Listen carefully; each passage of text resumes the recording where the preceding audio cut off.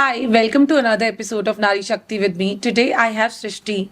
She's a new mom, she's a makeup artist, and she has a salon as well. I don't know how she's managing it all. आज उनसे ही सुन लेते हैं. Hi Srishti, how are you? I'm good. How are you, Tisha? I'm Thank you so much for having me here. Thanks. Same means a lot to us that you're here today. Thank you. Srishti, how are you managing? Like your daughter is just 9 months. Yes. तो कैसे आप सब कुछ manage कर पा रहे हो? And how's the feeling? Feeling initially तो बहुत टफ था सब कुछ. समझ नहीं आ रहा था वर्क कैसे मैनेज करना है. अभी आप बेबी हुआ है, बेबी को कैसे हैंडल करना है अभी समझ आ नहीं रहा था. धीरे धीरे धीरे धीरे बट विद टाइम धीरे धीरे समझ आने लगा. जैसे पहले बहुत मैनेजमेंट में प्रॉब्लम आ रही थी, वर्क मैनेज नहीं हो पा रहा था. समझ नहीं आता था बेबी को कैसे उठाना है, क्या चाहिए उसे. But I think with good family support, your in-laws and husband, basically इनके support की वजह से ही I think today I'm here. I'm working, salon भी handle कर रही हूँ, makeups भी handle करती हूँ, and most importantly baby को भी अपना full time दे पा रही हूँ. I don't think so कि without family support मैं इस चीज़ को कर पाती कभी. अच्छा, जैसे how old was she when you started going to work again? She was 3 months when I started again. Most importantly, I love to work. Work is something जो मेरे को कभी भी, मैं अगर बीमार भी होती हूँ, मुझे कुछ भी हो रहा होता है, but my work is something जो मैं जाती हूँ, मैं हमेशा फ्रेश फील करती हूँ वहाँ जाके. मुझे लगता है मैं नया और क्या सीख सकती हूँ यहाँ पे. मेरे को लगता है अभी हमने ऑलमोस्ट थोड़े बहुत पॉडकास्ट जो किए हैं, मुझमें जितनी वुमेन से मिली they are very hard working. और मेरे को लगता है मेरे साथ भी यही, जब तक थक हार के शरीर टूट ना जाए आपको नींद भी नहीं आती होगी. बिल्कुल भी नहीं होता होगा ना. अगर किसी दिन हम ऑफ ले लें तो रात को वो नींद ही नहीं आती है, क्योंकि सुबह से क्या कर रहे हैं, कुछ भी नहीं कर रहे. काम करने की इतनी आदत हो गई है कि ऐसा लगता है कि हाँ, मेरा वर्क मेरी प्रायोरिटी है, मेरी फैमिली के साथ साथ मेरा वर्क भी मेरी प्रायोरिटी बन विच इज रियली गुड. अच्छा, हम जब बात करते हैं as a mother, new mother, there must be some challenges you face during your pregnancy या after your pregnancy, postpartum. Would you like to talk about it? या so during my pregnancy थोड़ी सी मेरी डिफिकल्ट थी, because of मेरे को from first trimester थोड़ा सा bleeding का प्रॉब्लम हो गया था, तो I was on bed rest. First 3-4 months तो मैं प्रॉपर बेड रेस्ट पे ही थी. देन आफ्टर दैट डॉक्टर ने बोला कि आप थोड़ा बहुत मूव कर सकते हो, आप वर्क कर सकते हो. बट ज़्यादा वर्क तो नहीं कर पाई. बट हाँ, ये था कि मैं सैलून रोज़ जाती थी, मेकअप्स नहीं कर पा रही थी, बट क्लाइंट अटेंड करती थी. वहाँ अपना टाइम थोड़ा बहुत जो देना चाहती थी वो मैं टाइम देती थी.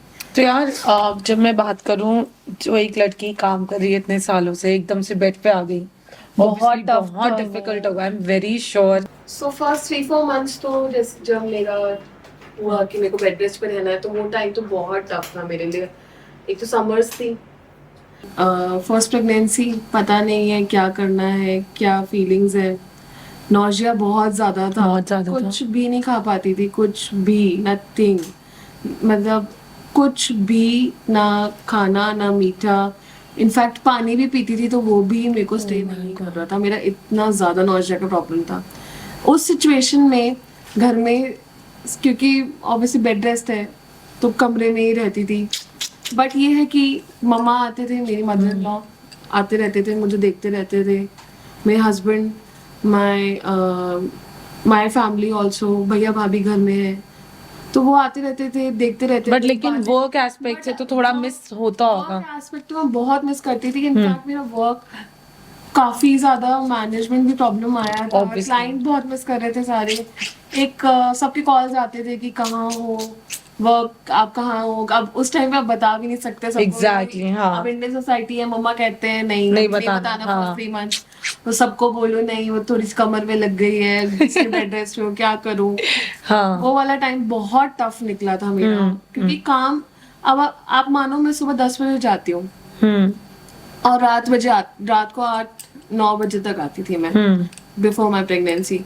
एंड जैसे ही कंसीव करा तो उसके बाद एकदम से बेड रेस्ट पे आ गए.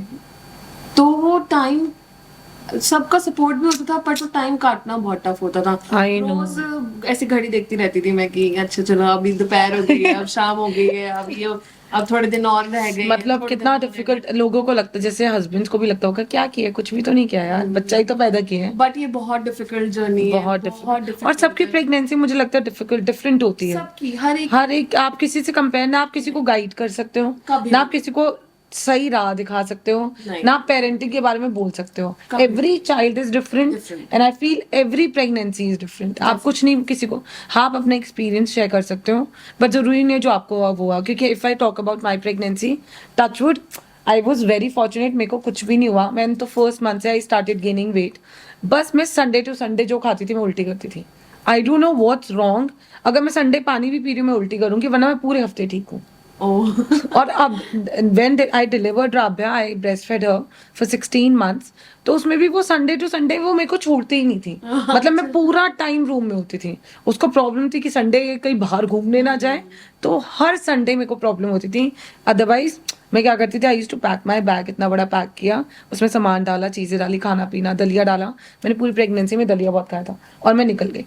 पूरा दिन बाहर, रात को आई खाना खाया, मूवी देखने चले गए कुछ की, और सो गई। तो कितना डिफरेंट है, हर किसी की जर्नी कितनी डिफरेंट है। बट किसी की मैंने वेट बहुत गेन कर लिया था। I was 25 kgs up when I went to deliver Rabya, और वो 25 किलो की वजह से मेरी बॉडी में इतना पेन था कि लास्ट मंथ में तो जो 9th मंथ था मेरा, मैं बैठ ही नहीं पाती थी ज्यादा देर। मैं बैठती थी, मैं रोने लग जाती थी, क्योंकि मेरी बैक एक हो रहा है। तो सबकी जर्नी डिफरेंट होती है, ये जर्नी बहुत डिफरेंट होती है, बहुत डिफरेंट होती है। But how do you feel after becoming a mother? कुछ चेंज आए हैं, या कुछ पॉजिटिव या नेगेटिव चेंज? चेंजेस तो बहुत सारे आए हैं, पॉजिटिव भी है, नेगेटिव भी है।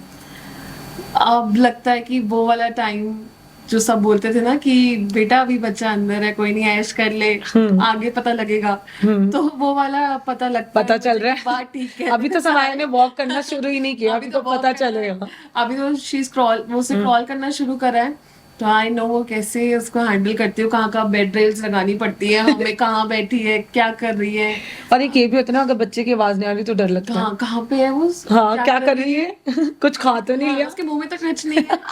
अगर जिसे थोड़ा सा नम नम नम कर रही है तो क्या है क्या उसके मुंह में? Oh my god. लेकिन ये कितना, मुझे लगता है एक पेरेंट बनना till the time you die, जब आपकी लास्ट सांस भी चल रही होगी, चाहे आपका बच्चा अच्छा निकले या ना निकले, या आपके बच्चे के साथ सेम बॉन्ड रहे ना रहे, आपके दिमाग में ये थॉट जरूर रहेगा कि मेरा बच्चा कहाँ है।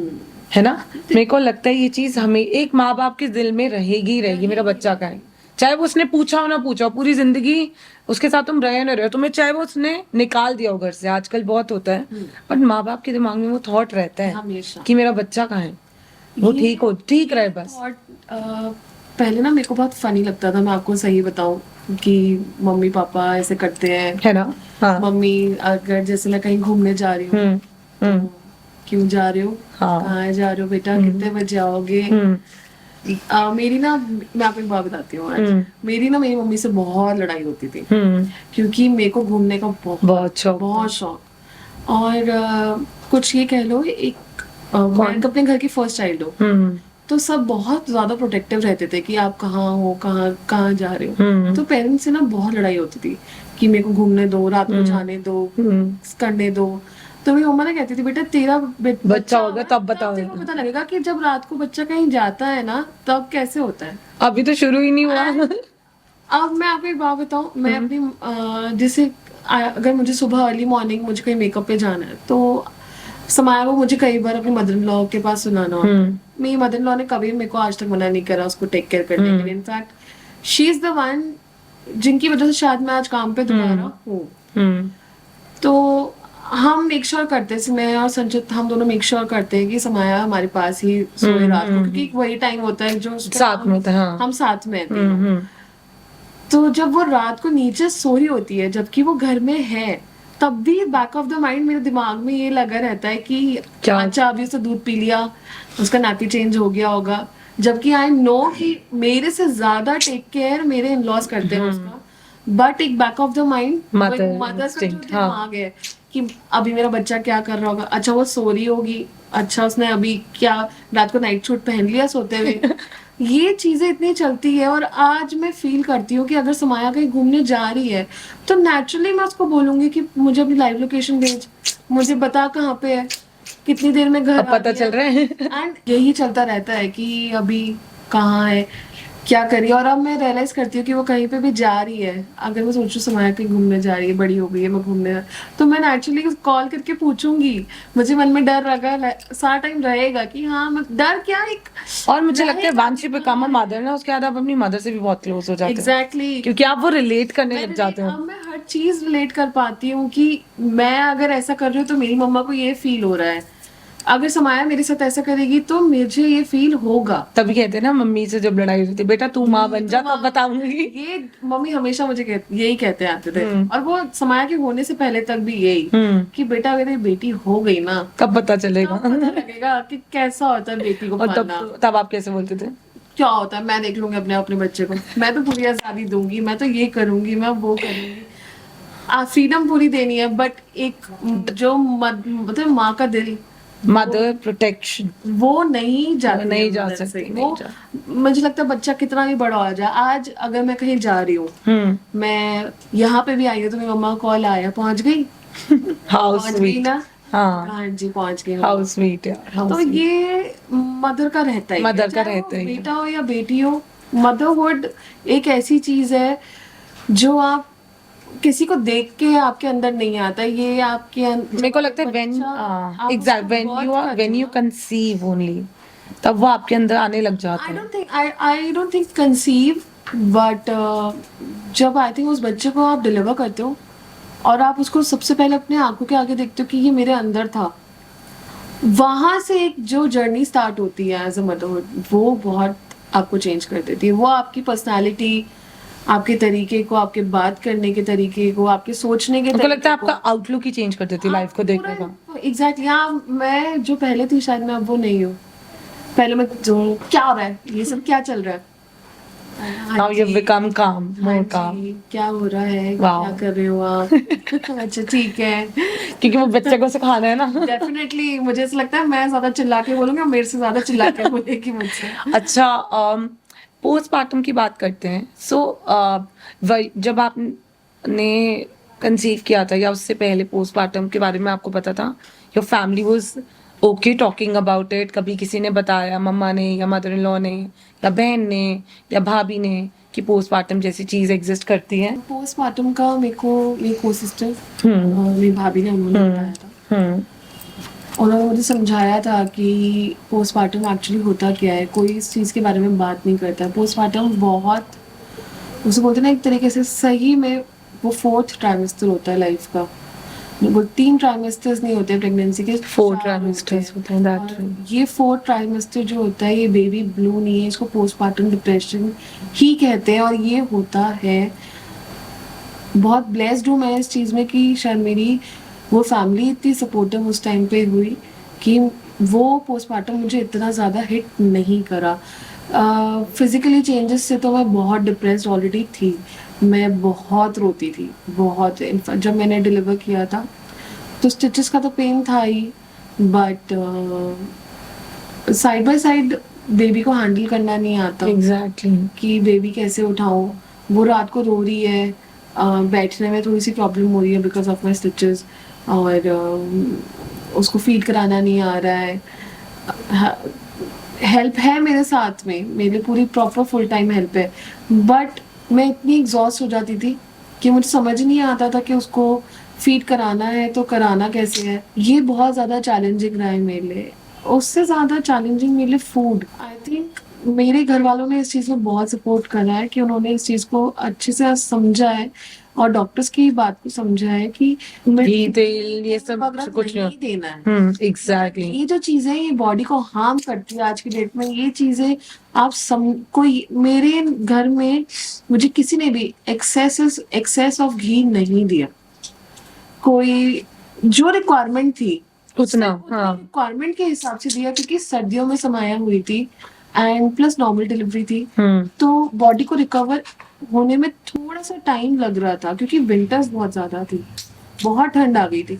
तो उसके हिसाब से जो रिक्वायरमेंट थी फूड के अंदर वो देते थे, बट वो टेस्टलेस फूड मेरे साथ भी नहीं हुआ। नहीं माई हुआ। Mother was really sweet when it comes to came to my food. मेरे को 3 तरीके की सब्जी सब कुछ मिलता था। इनके में प्याज टमाटर नहीं देते थे। हम्म। और मेरे को हॉस्पिटल में ही मिलना शुरू हो गया। Exactly. तो मेरी जब बाकी के फैमिली मेंबर्स आते थे, कहते थे प्याज खाओगे तो बच्चे को फीड में स्मेल आती है, टमाटर खाओगे तो खट्टा हो जाता है, ये वो। मैंने कहा मैं तो सब खाऊंगी। ये I have been a very strong headed woman. मुझे पता है मुझे क्या चाहिए, और मेरी मदर इन लॉ ने मुझे यहाँ पे बहुत सपोर्ट किया। मुझे हर टाइम डिफरेंट तरीके का खाना देती थी। इनफैक्ट जब मैं कोविड आ गया था बीच में, और अंकित की सिस्टर नेपाल से आ गई थी, तब कोविड वहां पे इतना कॉमन नहीं था, बट हमें पता चल चुका था, but she didn't know about it. She came here, so I shifted to my mom's house.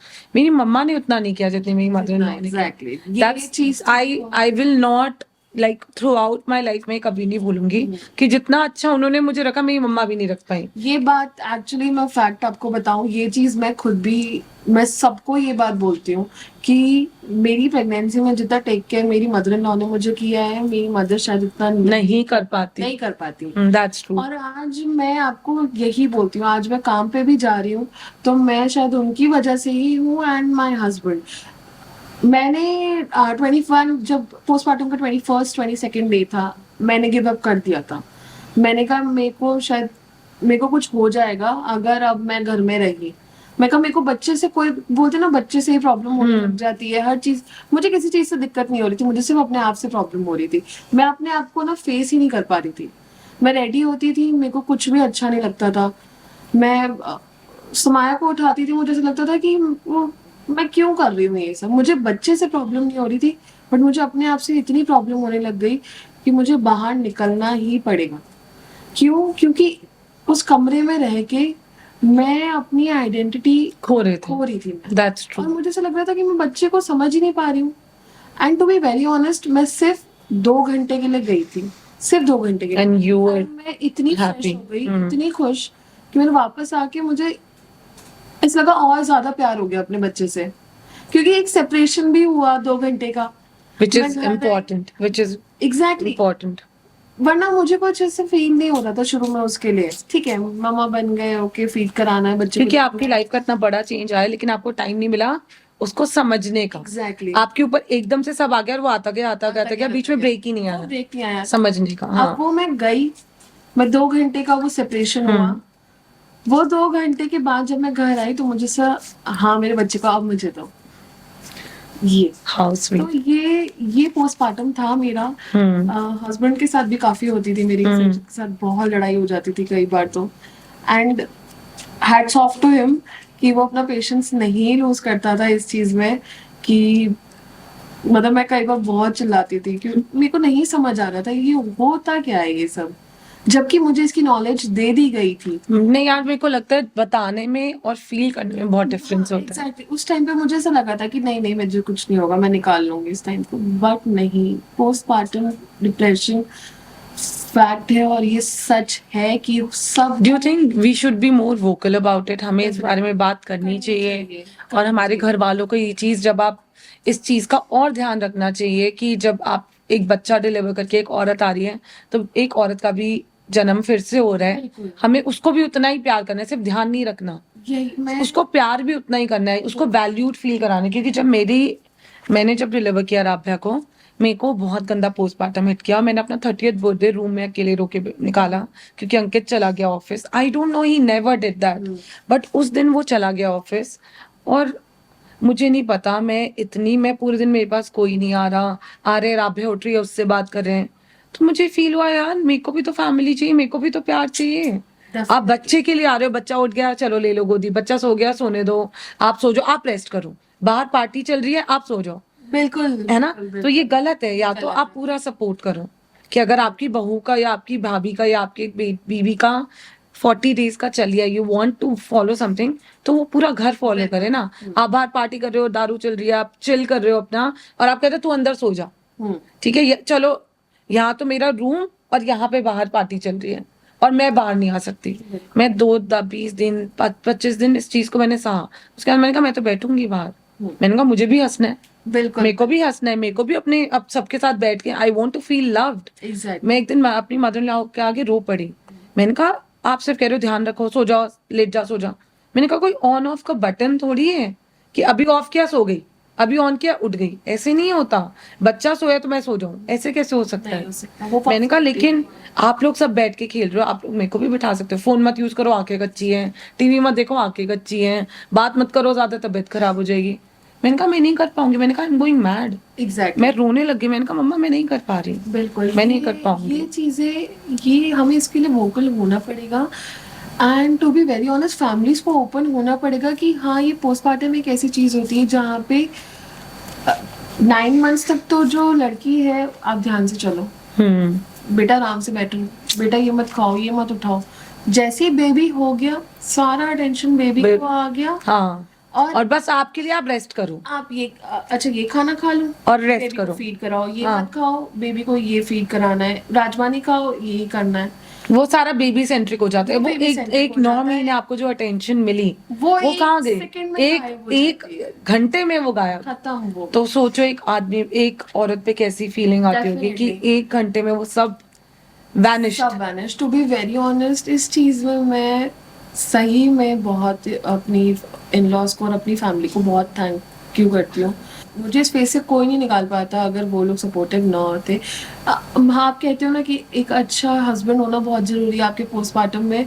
मैं कहती हूँ अच्छे हस्बैंड के साथ अगर In-laws. अच्छी इन लॉज नहीं होंगे तो कोई point नहीं है। कोई पॉइंट नहीं है उस अच्छे हस्बैंड का भी। True true true true. अगर आपके इन लॉज अगर आपके सपोर्टिव नहीं है उस पोस्टमार्टम में, उस मदरहुड में, तो उस हस्बैंड का भी सपोर्ट जीरो है। जीरो। I agree. अच्छा, what makes you so energetic, so मतलब आपके अंदर वो कहाँ से ज़ील आती है कि मैं काम भी करना है, मुझे बच्चा भी संभालना है और मुझे अपना बच्चा अपने पास ही सुलाना है, चाहे मैं जितनी थकी हारी हूँ?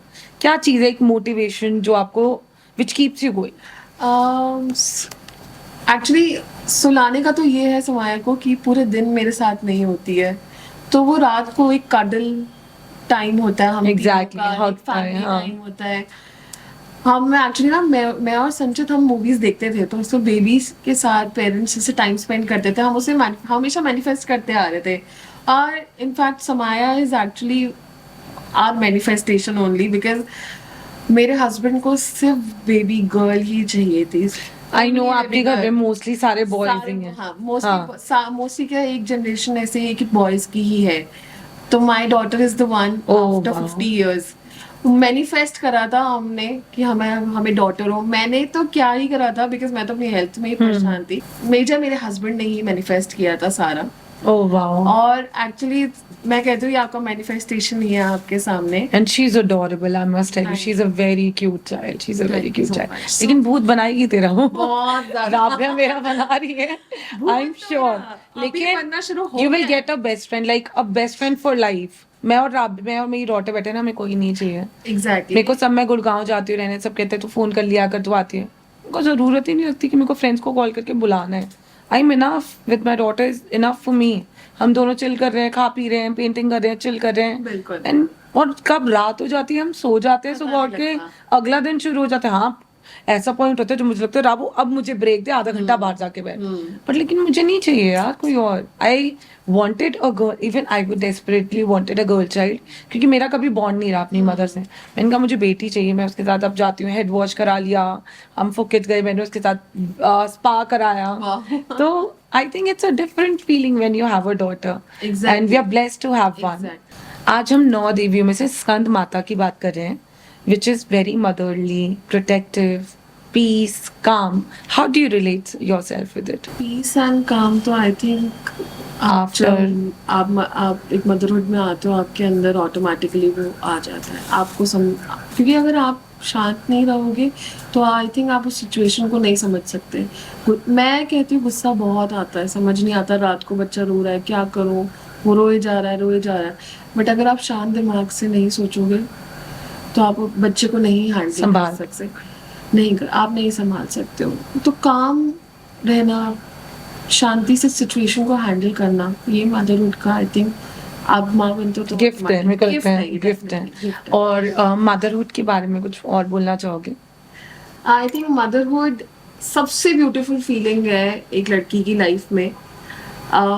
आप अपना मिनी वर्जन देखते हो, आप उसको जब आप देखते हो कि एक छोटा सा एक सीड मेरे अंदर था अल्ट्रासाउंड में, जो कि बेबी बन गया, और उस बेबी को जब आप डिलीवर करते हो तो बोल सकते हैं अरे ये मेरा पार्ट है। I know. ये इतना ब्यूटीफुल फेज है लाइफ का कि आपको ऐसा लगता है कि यही मेरा सब कुछ है। But with motherhood I feel जो आपकी अपनी आइडेंटिटी है, जो आपका अपना नेचर है, जो आपका अपना पैशन है, जिस चीज के लिए आप इतने सालों से मेहनत करते आ रहे हो, विद मदरहुड वो चीज को आपको साथ लेके हमेशा चलना चाहिए। आपको अपने मदरहुड में अपना पैशन कभी खत्म नहीं करना चाहिए, क्योंकि जब आप उस पैशन को कैरी फॉरवर्ड करोगे, आपका बच्चा जब आपको आगे आपको देखेगा, रिस्पेक्ट भी वैसे ही देगा। तो वो उस नजर से और उस रिस्पेक्ट से देखेगा कि हाँ मेरी मम्मा ने ये किया है, मैं भी यही करना चाहती हूँ। मुझे एक्चुअली यही एग्जाम्पल बनना है अपनी डॉटर के लिए कि बेटा आप काम भी मैनेज कर सकते हो, आप घर भी मैनेज कर सकते हो, आप अपनी पर्सनल लाइफ भी मैनेज कर सकते हो। All you need to do is कि बैलेंस करो हर चीज को बैलेंस करके चलो, हर चीज का एक टाइम लेके चलो। शुरुआत में हर्डल्स आएंगी, बहुत सारी हर्डल्स हैं, बट उस हर्डल से घबराना नहीं है। काम डाउन, बैठो, सोचो, और ये मत सोचना कि मैंने सब कुछ एक दिन में कर लेना है हर चीज, क्योंकि आप हर चीज सारा टाइम नहीं कर सकते हो। बना के लेके चलो। अब मैं ये नहीं सोच सकती हूँ कि आज मैं सैलून भी चली जाऊंगी, मेकअप भी कर लूंगी, बच्चे को भी देख लूंगी, खाना भी बना लूंगी। नहीं, मैं सैलून देख रही हूँ, मेकअप कर रही हूँ, पर मैं शायद घर जाके खाना नहीं बना पाऊंगी फिर, क्योंकि मेरे को बच्चे को भी देखना है। तो ये सब चीजें इंटर रिलेटेड ही हैं। आपकी फैमिली, आपके हस्बैंड, आपका वर्क, सब इंटर रिलेटेड है। और आई थिंक ये लाइफ इजी बनती ही तब है जब ये सब बैलेंस बना के चले। और मुझे लगता है every day there is a new challenge and every day you have to balance out. Exactly. ऐसा नहीं है आज अगर नमक ठीक बन गया सब्जी में 4 दिन खा लो, नहीं, अगले दिन आपको फिर कुछ ना कुछ ज्यादा कम होगा और आपको फिर फिगर आउट करके ठीक करना पड़ेगा। That's a beauty of a woman कि वो हर दिन नया चैलेंज एक्सेप्ट करती है और एवरी डे उस चैलेंज को अच्छे से निभाती है और अगले दिन फिर रेडी हो जाती है, चलो आज तो कुछ नया होने वाला है, आज ये कुछ नया करने वाली है। Amazing amazing. आज मुझे कॉल किया आएगा, भाभी आज इसने ये कर दिया घर में। सृष्टि बहुत अच्छा लगा आपसे मिलके एंड बात करके। All the best and congratulations for the little one. Thank you. And thank you for coming here. Thank you. I'll so see you much. soon. Yeah. Before we end this podcast, I want to say few lines. ममता, शक्ति और सहनशीलता का रूप नारी में दिखता है स्कंद माता का स्वरूप। नेक्स्ट एपिसोड में मिलते हैं एक और नई नारी शक्ति के साथ।